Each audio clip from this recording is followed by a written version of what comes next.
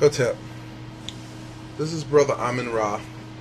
First off, before I, begin this recording or to go deeper into this recording, I wish to thank all of you who have commented and sent me messages, especially positive messages and comments based upon the videos that I've uploaded. I really appreciate that.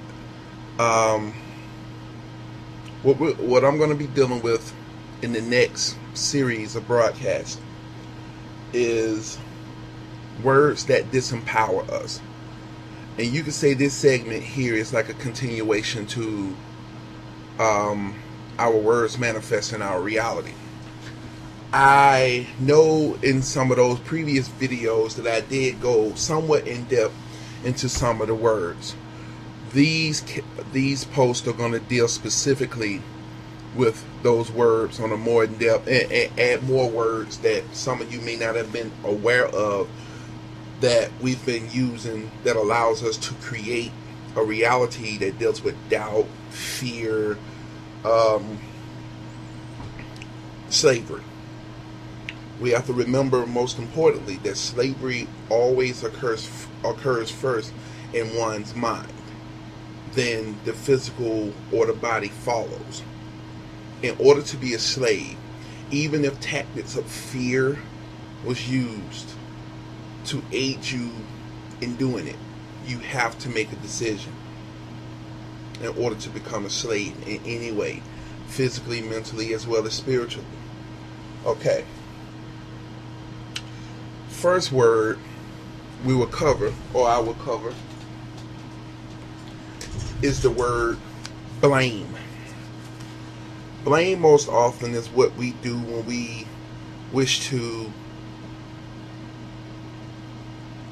or refuse to accept our involvement in a lot of the situations that have occurred to us negatively in our lives. To place blame on someone and not look at your involvement, in so many words, is to be lame. So that's pretty much covering what that is. Before we assign blame or point the finger at someone else, we have to look at our involvement. Let's say in cases of manipulation. In order for someone to be able to manipulate you, you have to make a decision in order to allow yourself to be manipulated. Okay. Next word is block. It's like when someone says they have a writer's block, or they're being blocked from manifesting and having certain things within their lives. Blocking, or really what we're having are challenges. And just like anything else, or just like with challenges, what is a challenge? It just allows you to be able to look at things from a different perspective and keep moving onward. A block is something that we put in our minds when we don't really choose to see what is really happening or the whole picture. A lot of us wish to see and only see that which we wish to or want to see, not what has to be seen. Okay. So when a person says, well, I'm blocked from this, I'm blocked from that, the decision is to not have the block.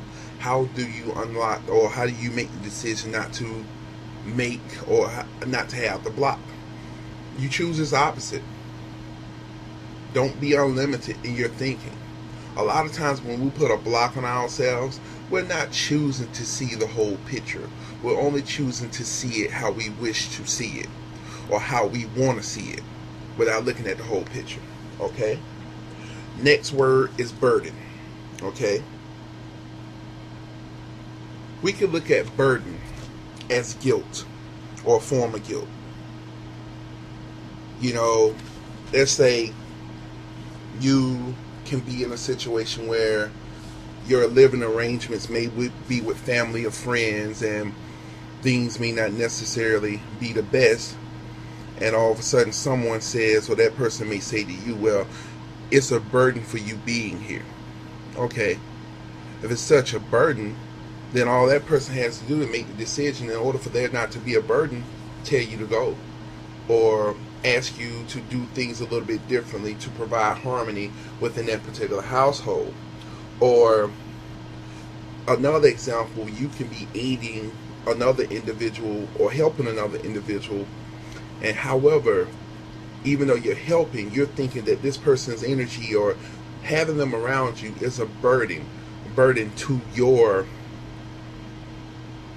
cipher or your reality. That burden comes in because of the fact you may not necessarily wish to help that person in that particular situation anyways, or there may be opinions and other ways that you're choosing to look at that situation and you haven't fully voiced them and really brought them out. So instead of projecting and bringing it out as it could be, you allow it to become a burden. It doesn't have to be a burden. Decide that it's not going to be a burden.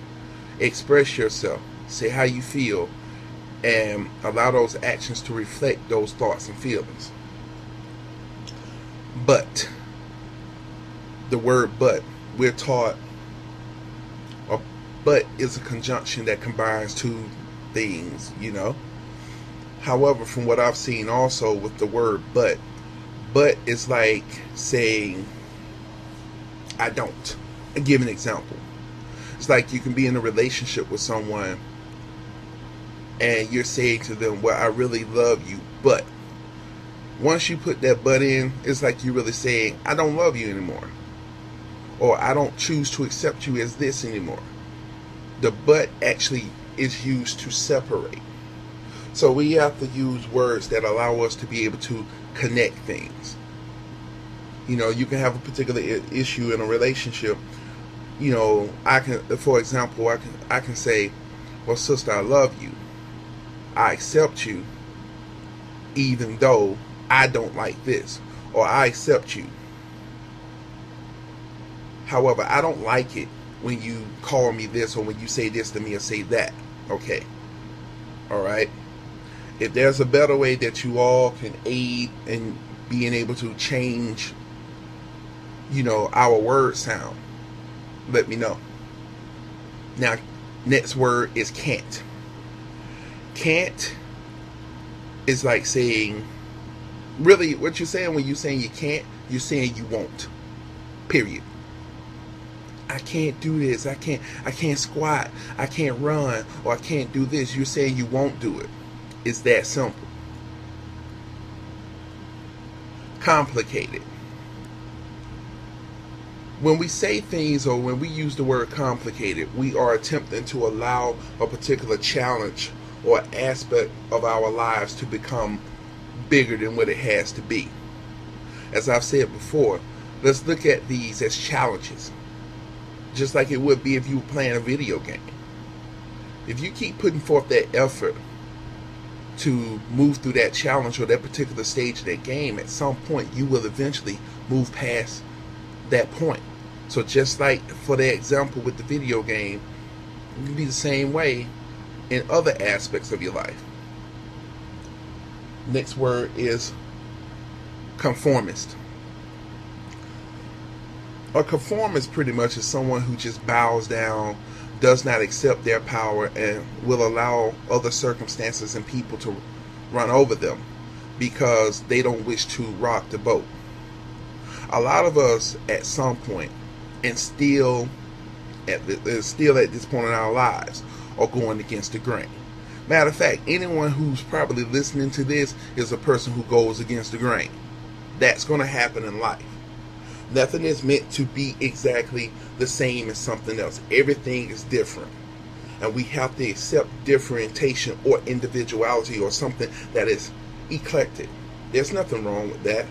We're actually allowing ourselves to be more like robots when we don't rock the boat, when things are out of order, when things are imbalanced. When things are balanced, all is accepted. Doesn't mean that all is liked or loved in a particular way.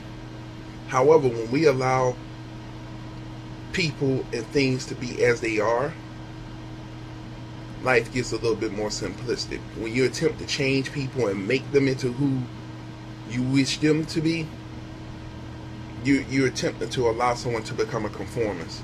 I'll continue further in part 2. Patel.